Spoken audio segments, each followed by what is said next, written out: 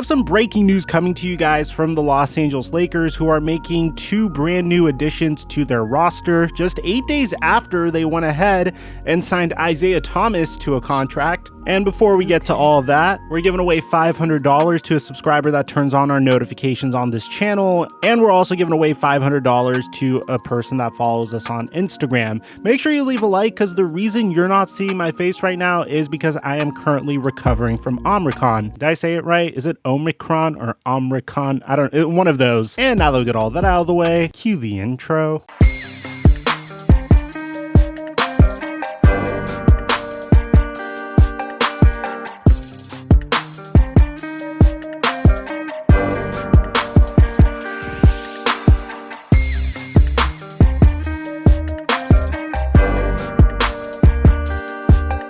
Mic check 1 2 1 2. What's going on, everybody? It has been very difficult to be a Los Angeles Lakers fan this year. I mean, we are currently 16-17 at the time that I'm recording this video, and we're on a 4-game losing streak. Now, obviously, the Los Angeles Lakers are nowhere near full strength, but there's just some really sad instances to watch Los Angeles Lakers basketball, like this point versus the San Antonio Spurs game last night, where, well, you can see for yourself. Literally, when the Los Angeles Lakers were within striking distance of making a comeback, I mean, with 7 minutes left to go in the fourth, there is at least some possibility of them being able to come back and get back into the game. You literally see LeBron James take on the San Antonio Spurs by himself. It was just not the most inspiring basketball that you could have seen. Due to this brand new variant, many of the league superstars are currently in COVID protocols, and currently the Los Angeles Lakers are probably feeling that the most, because currently they have several players in COVID protocols, including Malik Monk, Avery Bradley, Anthony Davis, Trevor Ariza, Austin Reeves. So last week, the Los Angeles Lakers made an attempt to at least acquire some depth in the form of Isaiah Thomas, and to be honest, the results weren't necessarily the greatest. I don't know what most of us were expecting as a result of signing Isaiah Thomas. I personally thought it was a great comeback story. I wasn't really expecting the 2017 Boston Celtics Isaiah Thomas to come into the Los Angeles Lakers and save the day, but so far he has been very cold in his return to the Los Angeles Lakers. So it looks like the Lakers are going to go out and get themselves some additional help, because according to Adrian Wojnarowski, the Los Angeles Lakers are going to sign Darren Collison and Stanley Johnson to 10-day hardship deals, sources tell ESPN. The Lakers are hopeful they'll be available for the Christmas Day game versus the Brooklyn Nets. Now, Woj continues to say that Darren Collison has been out of the NBA since retiring after the 2019 season with Indiana.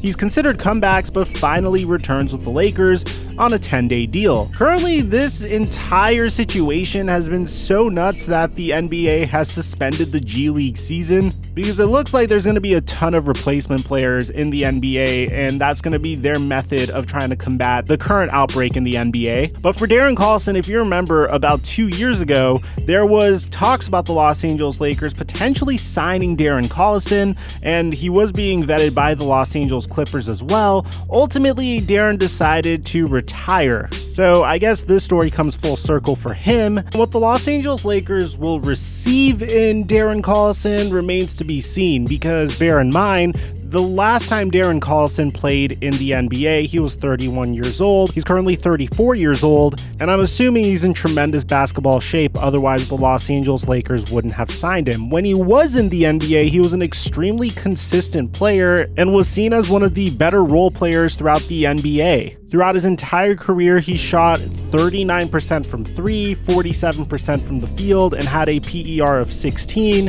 And most recently, if you want to get a more accurate representation of how he played during his final season in the NBA before deciding to retire, he had 11 points per game, but he shot 40% from 3. If you want to hear something even crazier, just the year prior, the 2017 to 2018 season, Darren Collison shot an obscene 47% from three. So if the Lakers are looking for 3-point scoring, they definitely can get it in the form of Darren Collison. He also was a remarkable playmaker when he was in the league as well, to the tune of 5 assists per game throughout his entire career.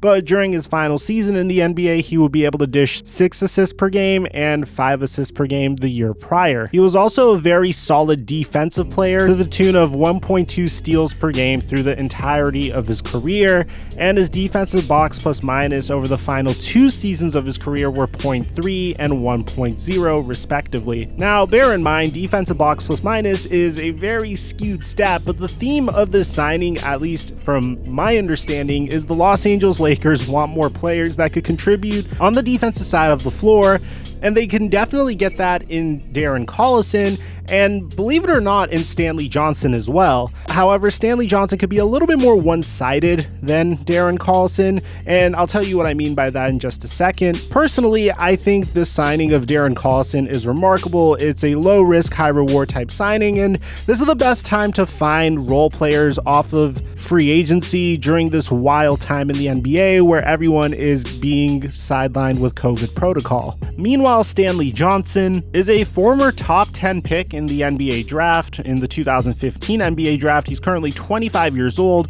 Recently, he's been more of a journeyman, hopping from the Detroit Pistons to the New Orleans Pelicans to most recently the Toronto Raptors and, well, now the Los Angeles Lakers. He's always been a fairly solid defensive player. However, offensively, he has very little skill set whatsoever. And I don't mean any disrespect by this at all, and obviously the footage you're seeing in front of you is an aberration in his play style, because this is still a very young player that might be able to develop, but I'm not really thinking that the Los Angeles Lakers are bringing anyone in for development at this point. To give you an idea of what we're dealing with, this is a player that has shot 29% from three throughout his entire career, but usually he hovers around the late 20s, early 30s.